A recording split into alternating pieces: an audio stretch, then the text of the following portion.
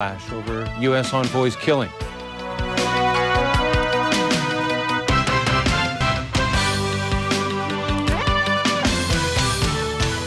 Good evening. There were chaotic scenes in Shengshui today as supporters and opponents locked horns at the final public forum on government plans to redevelop the Northeast New Territories. Now, many villagers don't want to leave their homes and are worried that the proposed new towns will be occupied by rich mainlanders in future. But Secretary for Development Paul Chan is standing firm. He dismissed fears the new towns would be turned into Shenzhen's backyard. Our Temily Tianmei reports. Secretary for Development Paul Chan facing the heat here at a forum in Shengshui. Many villagers affected by the plans to redevelop the Northeast New Territories showed up to have their say, and scuffles broke out between supporters and opponents. Police moved in to keep them apart. Many who are being forced to leave their homes want the plans completely withdrawn. You can activate the industrial buildings. So many methods. Why did you consider us?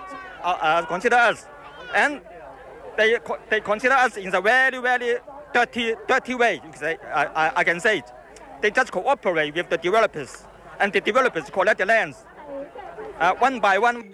Others are concerned how all this will affect their living environment. They're going to build a new sewage refinery factory just over the road there, for catering for the 150,000 people they're going to develop in this area, so we're going to against it.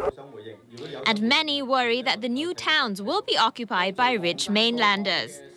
Even I'm not living in Shanghai, I still come here because I love Hong Kong. I want to protect my resources, my limited resources, and I just want to ask the government, why you don't listen to us? This is our resources, and have to put the first priority to all Hong Kong local, born in Hong Kong people.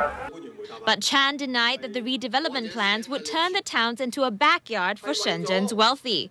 He said some of the more than 50,000 homes to be built may be reserved for subsidized and public rental housing under the Hong Kong Land for Hong Kong People policy.